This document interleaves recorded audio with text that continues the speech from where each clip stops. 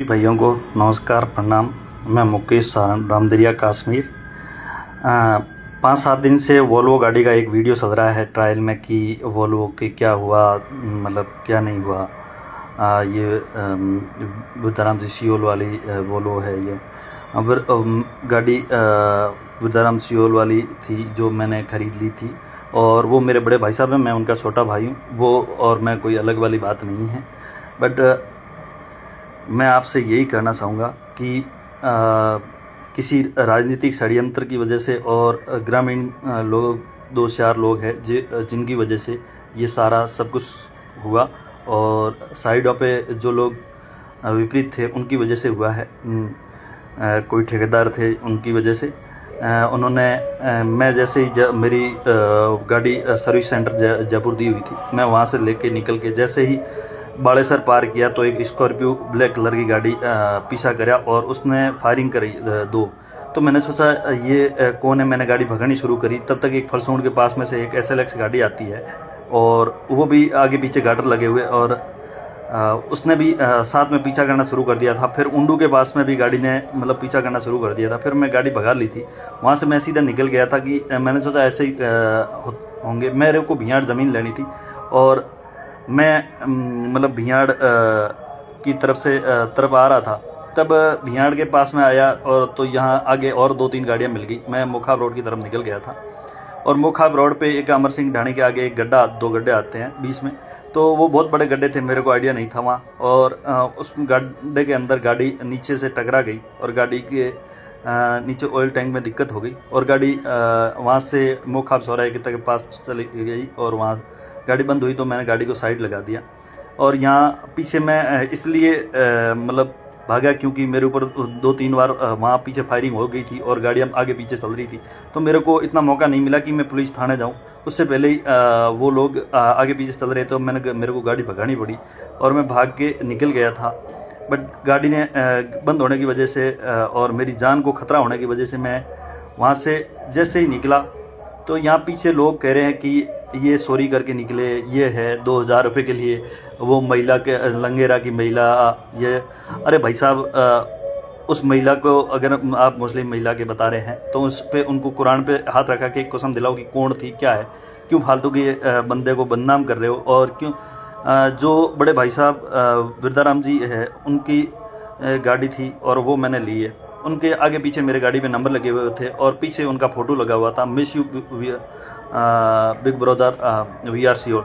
But वो photo भी हटा लिया आपने, नंबर प्लेटें हटा के अपना वीडियो बना के और सोशल मीडिया पे डाल रहे हो अपना व्यूज़ और कमेंट के लिए। वाह, धन्य है आप लोगों को, ऐसा को जो किसी को बदनाम करने के लिए इतने भी गिर जाते हैं लोग। मैंने कभी ज़िंदगी के अंदर सोचा नहीं था। लोग फालतू की कमेंटबाजी करते हैं, ये चीज़ें करते हैं, वो चीज़ें करते हैं। भाई साहब, मैं मेरी कंपनी का 30% डोनेट करता हूँ, तो ये अगर कहीं नहीं दे पाए, सब जगह देते हैं लगभग, तो दे ही देते हैं केस में। और अगर कहीं नहीं दिए जाते हैं तो वो लिख लिए जाते हैं और दे दिए जाते हैं। ऐसा कोई बात ही नहीं है। और बिरदाराम जी की जो गाड़ी है वो उनको प्यारी थी, उससे भी जितनी उनको प्यारी थी उतनी ही मुझे ही प्यारी है वो गाड़ी। मैं भी कभी ज़िंदगी के अंदर बेचूंगा नहीं, मेरे पास ही है। बट ये चीज़ें इस तरीके से करके फिर पुलिस को इतला करके ये बोल रहे पैसे पेमेंट लेके आ रहे हैं, ये आ रहे हैं। अरे भाई, मेरी होम ब्रांच बार है, तो मैं वहाँ से पेमेंट तो उठाना पड़ता है, उठा के लेके आते हैं। ज़मीनों में काम है तो ज़मीनों में काम है, पैसा भी देना पड़ता है, लाना पड़ता है। हर जगह एक नंबर में, कोई दिक्कत वाली मुझे तो कोई चीज़ है नहीं। मेरे अकाउंट सारे चेक कर सकते हैं, सारी चीज़ें चेक करते हैं। मैं प्रशासन से यही निवेदन करूँगा कि ये गलत तरीके से मेरे ऑनलाइन जो कमेंट कर रहे हैं या ऑनलाइन गलत तरीके से अफवाहें फैला रहे हैं, और जो मेरे ऊपर हमला करने की साजिश कर रही है, 5-7 लोग हैं जो बहुत ही ज़्यादा पीछे पड़े हुए हैं, काफ़ी टाइम से पीछे पड़े हुए थे। पिछली बार 2 बार मेरे ऊपर और हमला हो चुका है, ये तीसरी बार हमला था।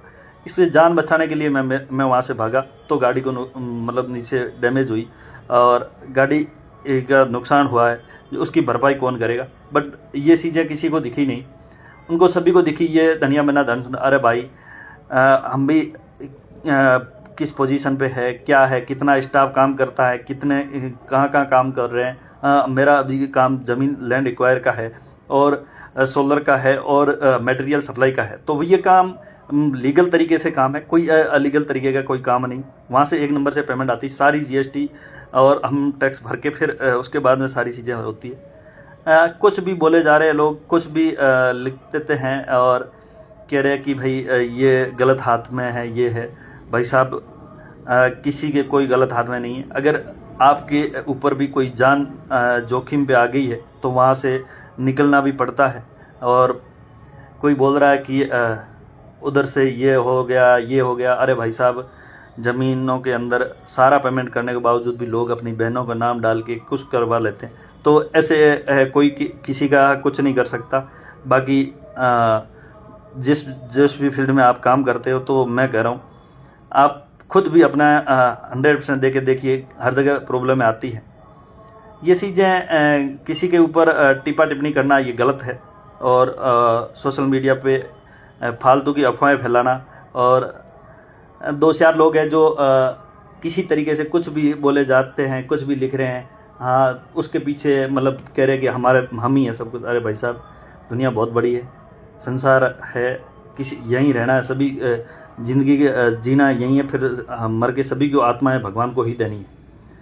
तो गलत तरीके से मैं प्रशासन से भी निवेदन करूंगा कि जो भी है सही तरीके से जांच करें। मेरी गाड़ी को अंदर डैमेज करा है, जैसे भी से उठवा रहे हैं, ये कर रहे हैं। अरे कहाँ ज़रूरत पड़ रही है आपको जैसे भी से उठवाने की? आप सीधा क्रेन से उठवा के लेके जाते। सारी चीज़ें अगर कुछ था ही नहीं तो आप किस तरीके से गाड़ी उठवा रहे हैं? अगर आपके ऊपर मेरे ऊपर कुछ भी है तो बताइएगा। वो सारी चीज़ें बता के मुझे बुला के कर सकते हैं। क्यों फालतू की ये चीज़ें मीडिया के अंदर फालतू का बदनाम करने के लिए ये साजिश रची गई, और कैसे भी करके तोड़ने के लिए बहुत से लोगों की वजह से। बाकी भगवान की दया से बाबा रामदेव जी के ऊपर हाथ होता है तो किसी की नहीं चलती है, और उनका मैं हमेशा उनको मानता हूँ। और सभी को मैं यही कहूँगा कि प्लीज़ ये गलत तरीके से या ये वीडियो बना के ये सोशल मीडिया पे ट्रायल कर रहे। उस बड़े भाई का साहब तो वो चले गए, उनको फालतू का उनका नाम लेकर क्यों उनको बदनाम करने की कोशिश कर रहे हैं? और वो अभी ज़िंदगी में है ही नहीं। उनका मैं छोटे भाई की तरह मैं भी उनको उसी जीव की तरह रखता हूँ। बट ये नुकसान जो कौन लोग थे, क्या थे, ये मुझे खुद को आइडिया नहीं है। मैं भी अभी FIR दूंगा क्योंकि मेरी जान को खतरा है, और मैं पुलिस प्रशासन के पास में भी जाके सारा दूंगा। क्योंकि मैं जोधपुर रेंज IG साहब से भी ये निवेदन करूंगा कि प्लीज़ लीगल तरीके से इसकी कानूनी कार्रवाई की जाए, क्योंकि मेरी जान को खतरा है। अगर कोई भी मेरी जान चली जाती है तो उसके जिम्मेदार 3-4 लोग हैं, जो एक साइड चलती है, एक साइड है वो है, और 1-2 गांव के लोग हैं। और बाबूलाल जाखड़ आज से 5-7 दिन पहले मतलब उनसे बहस हुई थी, वो भी फालतू का कमेंटबाजी कर रहे हैं, मनीष वगैरह। तो मैं उन सभी से ही कहूँगा क्यों फालतू का कर रहे हैं, और बाकी सभी से यही निवेदन है कि फालतू की बातें बनाने से कुछ नहीं है, और ऐसा कुछ है नहीं। मैं सही तरीके से चलने वाले और काम करने वाले बंदे, हमें कोई मतलब नहीं किसी से। बहुत बहुत धन्यवाद। जय हिंद, जय भारत।